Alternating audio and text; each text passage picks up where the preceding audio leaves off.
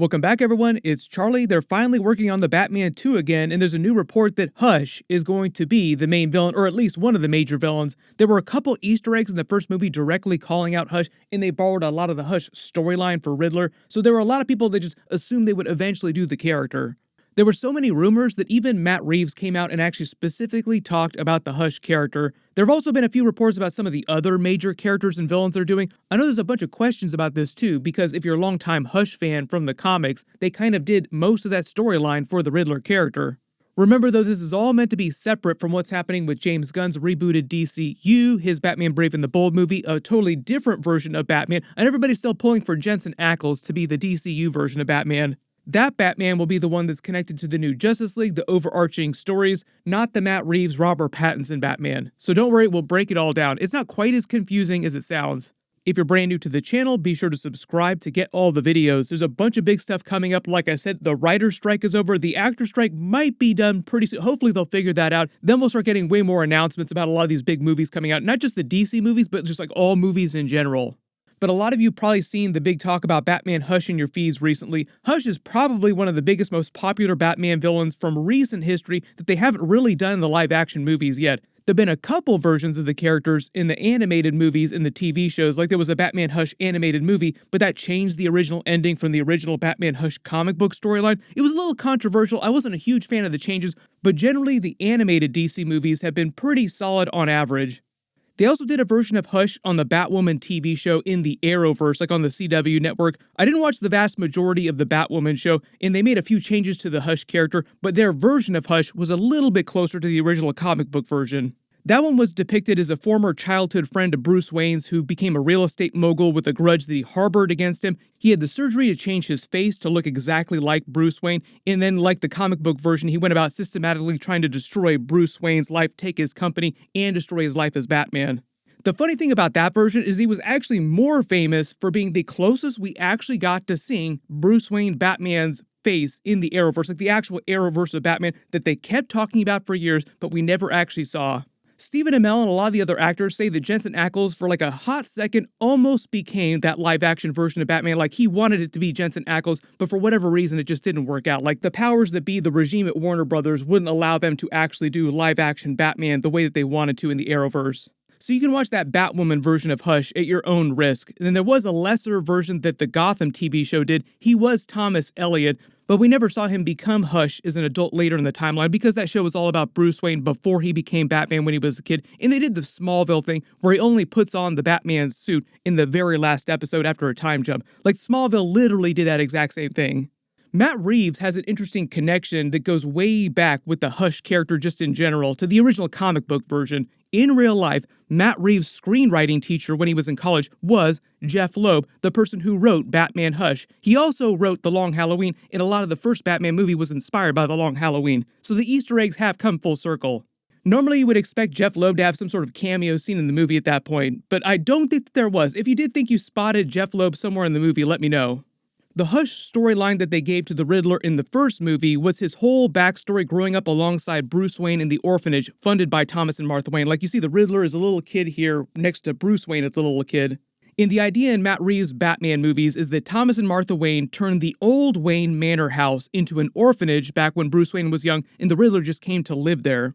Then they explained as part of the whole plot with the Wayne Fund during the movie Falcone and the Mob, them turning the fund into their own personal piggy bank, the crime families in Gotham. Because of that and Thomas Wayne's murder, the orphanage lost its funding. The children were all forgotten, including the Riddler, who lived a terrible life, causing him to develop a grudge against the Wayne family and all the other powerful families in Gotham once he became an accountant for the Wayne Fund, learning what pretty much all the powerful people in Gotham were doing because they were connected to the fund. Not just the Wayne family, like he hated the Wayne family because of what they did to him as a child, or what he thought that they did to him. But in the movie, they turned into a much larger thing where his grudge was against all the people in power in Gotham, not just the Waynes. Then during the movie, the reporter that Falcone kills for Thomas Wayne to prevent him from leaking information about Martha Wayne's mental illness was named Elliot, and during the Riddler's viral video he made for Thomas Wayne across the screen, it literally writes the word Hush. So pretty much everybody was like, he's obviously referencing the Hush storyline. Later during Batman's conversation with Riddler in Arkham, Batman thinks just for a hot second the Riddler has learned his secret identity and is going to out him, making himself famous. Riddler keeps repeating Bruce Wayne's name in a weird way, but just as Batman thinks it's all over, no more Batman after this, Riddler reveals that he's just lamenting that he and Batman were almost able to kill Bruce Wayne, so they almost had him, like the Riddler almost figured out that he was Batman. Bruce Wayne. He's the only one we didn't get. And in the original Hush storyline in the comics, Riddler is largely to blame for the events of the entire Hush storyline and the damage he's able to do. The Riddler had terminal cancer, uses the Lazarus Pit to heal himself, and the effects of the Lazarus Pit cause him to deduce that Batman's true identity is Bruce Wayne. So in the comic book version, he did figure out the truth. Then comic book Riddler goes about orchestrating a plot to take him down by using Thomas Elliot, Bruce Wayne's childhood friend who still harbors a grudge against him for the downfall of his own family. And because Thomas Elliot's mother is suffering from a terminal illness, the Riddler uses the knowledge of the Lazarus Pit in healing her to get Thomas Elliot on his side, and they go about systematically trying to destroy Bruce Wayne's life in public and his life as Batman at night. So even though the Hush character figured out that it was Bruce Wayne and went about trying to destroy his life, really it was the Riddler pulling the strings.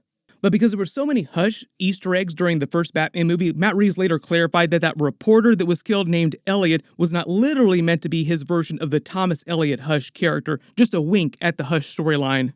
And because that reporter is dead in present day, if he were actually the Hush character, they wouldn't be able to use Hush in future movies if they killed him off screen in a side story, so it would have been a big bummer. Now, at the time that he was talking about this is a couple years ago, you have to remember, he said that it would be cool to do the Hush character in a future storyline. So it makes sense now, a couple years later, that they would choose to introduce the Hush character in a much bigger way. Let me know in the comments, if they do the Hush character in the Matt Reeves Batman sequels, how do you want them to adapt the character if they already gave a lot of that storyline, a lot of the vibes of that storyline to the Riddler character in the first movie?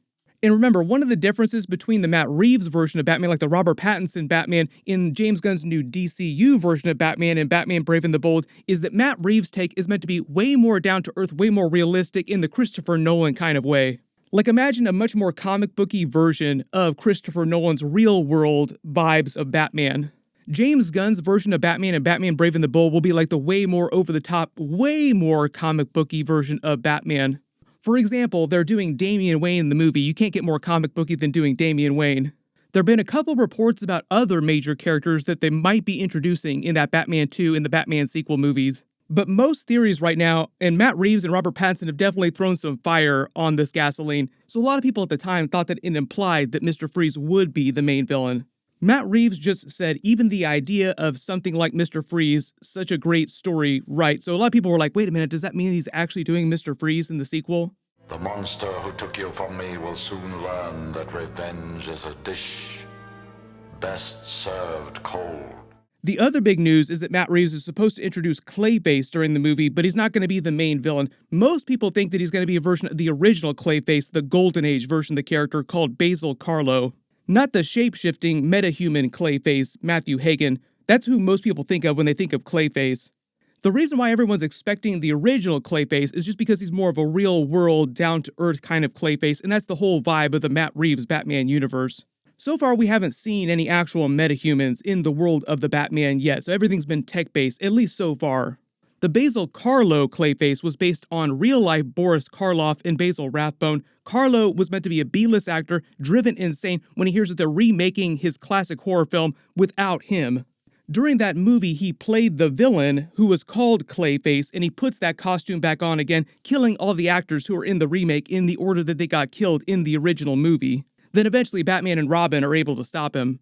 And when we get to the Batman 3, we might even get the Court of Owls as the main overarching villains, which they've done in the animated movies. They did them on the Gotham TV show, but they haven't been done in any of the live-action movies yet. And the cast were hyping them up after the last Batman movie came out. There were a lot of Easter eggs and references to the Court of Owls during the first movie. That's why the actors were talking about it. Like, yes, there was a lot of Court of Owls in there. Thomas and Martha were leaders of the Court of Owls in this timeline. I like that one. Oh, that's a... I was definitely kind of thinking Court of Owls is probably going to be in the sequel. It definitely seems Don't like... say it! Mommy, I'm literally just guessing. I just keep saying it. Good thing it's not in this film. Or is it? Or is it? Most of you have probably seen some Robin talk in your feeds recently. I know everyone's been fan casting Timothée Chalamet as a version of Robin. He did talk about being Robin a while ago. After seeing him in Dune, he could actually do a pretty badass Robin. But the thing is, though, the report is that during the Batman 2, Matt Reeves is going to introduce a version of Dick Grayson who is only 13 years old. Zack Snyder did introduce a version of Robin during Batman vs. Superman, but it was Dick Grayson and he was killed before the events of the movie. So this new version of Robin that we're going to see will be the first living version that we've seen in the movies since Batman and Robin, with Chris O'Donnell's Robin and George Clooney's Batman, who we also just saw at the end of the Flash movie. I'll do more videos for the Batman 2 and the other upcoming DC movies when we get more information. Click here to learn about Robin potentially showing up in the movie, and click here for my full Loki Season 2 Episode 1 video. Thank you so much for watching, everyone stay safe, and I'll see you guys in the next one.